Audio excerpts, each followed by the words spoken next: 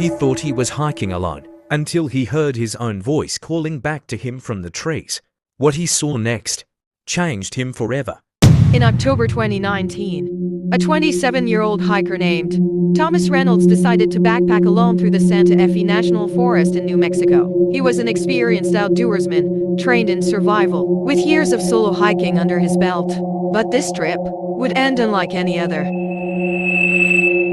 By the third day, Thomas had ventured far off marked trails. He set up camp deep in the woods near an old dry riverbed. As night fell, the forest grew unsettlingly quiet.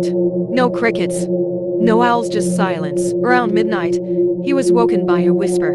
It was faint, but it sounded exactly like his own voice saying, "Tom, come here." He grabbed his flashlight and shined it outside the tent. No movement, no tracks. He thought maybe he was dreaming, but the whispers continued the next night and the next. On the fifth morning, he found bare human footprints around his campfire, but not from shoes. They were large, clawed, and uneven, like a person had walked on all fours. The prints circled his tent, then disappeared into the forest. That's when he started hearing howling at dusk. Not wolf-like, but mimicking human screaming.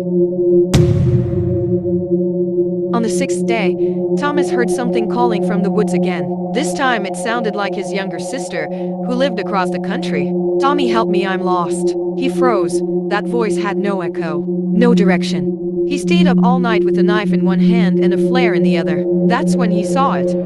A figure standing just beyond the firelight. Pale, tall, twisted, like a man but not.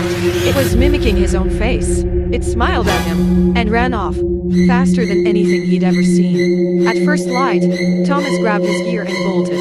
No trail, no compass, just instincts. He ran non-stop for hours until he saw something in the dirt. Before I end this story, have you ever heard your own voice in the dark? Let us know in the comments. And remember, if something calls your name in the forest, don't answer it. Like, share, and subscribe for more true horror stories. A necklace. His sister's necklace.